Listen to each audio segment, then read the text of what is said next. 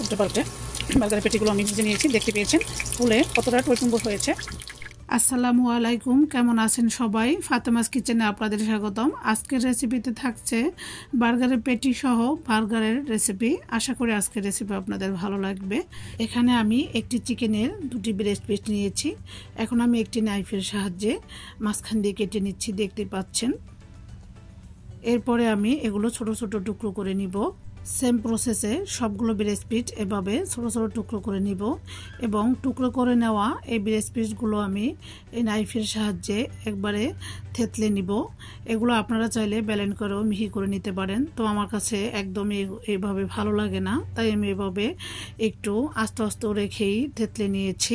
আমার বাচ্চাদের যখন তখন বায়না থাকে বার্গার খাওয়ার, তাই আমি হুটহাট এভাবেই তৈরি করে দেই এবং এটা খেতেই তারা সবচেয়ে বেশি পছন্দ করে। বাজারে কেনাটা একদমই পছন্দ করে না।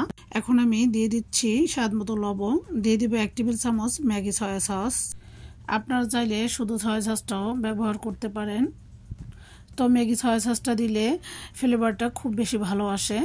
তো এখন আমি দিয়ে দিচ্ছি 1 চা চামচ লাল মরিচের গুঁড়া, দিয়ে দিচ্ছি 1 চা চামচ গরম মশলার গুঁড়া, দিয়ে দিচ্ছি 1 চা চামচ জিরার গুঁড়া, দিয়ে দিচ্ছি 1 চা চামচ লেবুর রস, দিয়ে দিচ্ছি 1 টেবিল চামচ আদা রসুন বাটা। যদি স্পাইসি খেতে পছন্দ করেন তাহলে এই মুহূর্তে কিছু কাঁচামরিচ বাটা দিয়ে দিবেন। আমি দিয়ে দিয়েছি 1 চা চামচ কাঁচামরিচ বাটা, দিয়ে দিয়েছি কিছু পেঁয়াজ গ্রেটার দিয়ে গ্রেট করে নিয়েছি এবং দিয়ে দিয়েছি 1/2 চা চামচ কালো গোলমরিচের গুঁড়া। এখন আমি সব কিছু খুব ভালোভাবে মাখিয়ে নিব। এভাবে মাখিয়ে আমি 30 মিনিটের জন্য রেস্টে রেখে দিব। এতে করে মশলাগুলো চিকেনের মধ্যে খুব ভালোভাবে ঢুকবে এবং বার্গারের পেটিটা খেতে অনেক বেশি মজার হয়। এই তো 30 মিনিট পরে আমি ফিরে আসছি। এখন আমি দিয়ে দিচ্ছি রুম টেম্পারেচারে থাকা একটি ডিম, দিয়ে দিব 1 টেবিল চামচ কর্নফ্লাওয়ার। এখন আমি হাত দিয়ে সব কিছু ভালোভাবে মাখিয়ে নিব। আমার এতে করে বার্নিংসটা একদমই পারফেক্ট আসেনি, তাই আমি এই পর্যায়ে দিয়ে দিব পাউরুটির গুঁড়া বা বেডগ্রাম।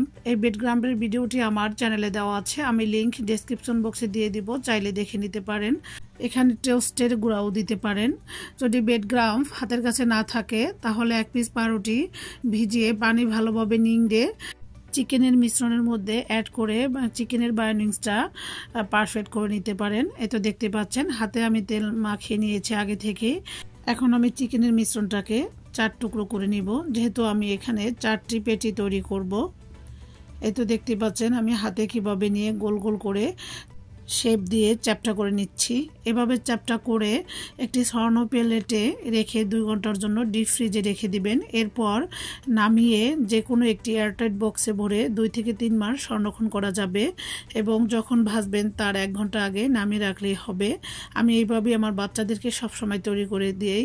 তারা একদমই ব্লেন্ড করে মিহি করা পেটিটা খেতে পছন্দ করে না এবং বাজার থেকে যে পেটি কিনে নিয়ে আসি সেটাও বেশি একটা পছন্দ করে না। তারা সবসময় আমার হাতে এই বার্গারের পেটিটা খেতে পছন্দ করে। এটা আমি সবসময় ওদেরকে করে দিয়ে থাকি। এই তো দেখতে পাচ্ছেন আমি এখানে 1/2 কাপ তেল পর্যাপ্ত পরিমাণে গরম করে নিয়েছি এবং মিডিয়াম আঁচে উল্টে পাল্টে এক সাইডে আমি 3 থেকে 4 মিনিট সময় নিয়ে ভেজে নিয়েছি। এখন আমি উল্টে দিচ্ছি। এভাবে আমি সবগুলো উল্টে দিয়ে আরও 2 থেকে 3 মিনিট ভেজে নিব। একদম মিডিয়াম আঁচে ভাজতে হবে, তা না হলে উপরটা পুড়ে যাবে, ভিতরটা কাঁচা কাঁচা থাকবে। এই তো দেখতে পাচ্ছেন এখানে আমি 7 থেকে 8 মিনিটের মধ্যে মিডিয়াম আঁচে বার্গারের পেটিগুলো একবারে সুন্দর করে ভেজে নিয়েছি। এখন আমি তুলে নিচ্ছি। মাশাআল্লাহ, দেখতে পাচ্ছেন কতটা কালারফুল এবং লোভনীয় দেখাচ্ছে। এতক্ষণ শুধু বকবক করে যাচ্ছি, একটা লাইক এবং একটি সাবস্ক্রাইব চাওয়া হয়নি। যেসব আপু ভাইরা আমার চ্যানেলে নতুন ভিজিট করছেন অবশ্যই একটি লাইক এবং সাবস্ক্রাইব করে নিত্য নতুন ভিডিও পেতে পাশেই থাকবেন। এই তো দেখতে পাচ্ছেন আমি পেটিগুলো ভেজে নিয়েছি। এখন আমি একটি বার্গারের বান নিয়েছি, মাঝখান দিয়ে কেটে 2 টুকরো করে। এখন আমি এখানে দিয়ে দিব মেয়োনিজ। এই মেয়োনিজটা আমার হোমমেড তৈরি করা, এর ভিডিও আমার চ্যানেলে দেওয়া আছে, আমি লিংক দিয়ে দিব ডেসক্রিপশন বক্সে, আপনারা চাইলে দেখে নিতে পারেন। আমি এখানে মেয়োনিজের পরিমাণটা খুব বেশি করে দিয়ে দিচ্ছি। আমার বাচ্চা এবং আমরা সবাই মেয়োনিজটা খেতে খুব বেশি পছন্দ করি। এখানে আপনারা চাইলে বার্গারের সসও দিতে পারেন। তো বার্গারের সসটা এইভাবেই তৈরি করা হয়, তাই আমি আলাদাভাবে মিক্স না করে এভাবেই করে দিচ্ছি। এখন আমি দিয়ে দিয়েছি টমেটো কেচাপ। তো এখন আমি চামচের সাহায্যে মেয়োনিজ এবং টমেটো কেচাপটাকে উল্টে পাল্টে খুব ভালোভাবে মিক্স করে নিচ্ছি, দেখতেই পাচ্ছেন। এখন আমি দিয়ে দিব, আমি সাধারণত সৌদি আরবের এই চিজটা বেশি ইউজ করি, তো আপনাদের মাঝে এই জন্য শেয়ার করেছি। এখন আমি দিয়ে দিচ্ছি ওই আগে থেকে ভেজে রাখা বার্গারের পেটি। আপনারা চাইলে বার্গারের পেটি নিচে এক পিস লেটুস পাতা দিতে পারেন, তো আমার বাচ্চারা এই পাতাটা খেতে একদমই পছন্দ করে না, তাই আমি আর দিচ্ছি না। এখন আমি দিয়ে দিচ্ছি ওই যে আগে থেকে যে প্যাকেটটি দেখালাম সেখান থেকে এক পিস স্লাইস চিজ, দিয়ে দিচ্ছি এক পিস টমেটো এবং দিয়ে দিচ্ছি 2 টুকরো পেঁয়াজের রিং। এখানে আমি বার্গারের বানের উপরের অংশটায়ও মেয়োনিজ স্প্রেড করে নিয়েছি। এখন আমি দিয়ে দিচ্ছি, সেম প্রসেসে আমি সবগুলো বার্গারের বান তৈরি করে নিব। এই তো দেখতে পাচ্ছেন আমি সবগুলো তৈরি করে নিয়েছি। এখন আপনারা চাইলে এই পর্যায়েও খেতে পারেন। তো আমি এখানে একটি ফ্রাই প্যানে 1 চামচ তেল দিয়ে দিচ্ছি। তেলটাকে স্প্যাচুলার সাহায্যে ছড়িয়ে দিচ্ছি। তেল যখন গরম হয়ে এসেছে ওই পর্যায়ে আমি দিয়ে দিব বার্গারগুলো।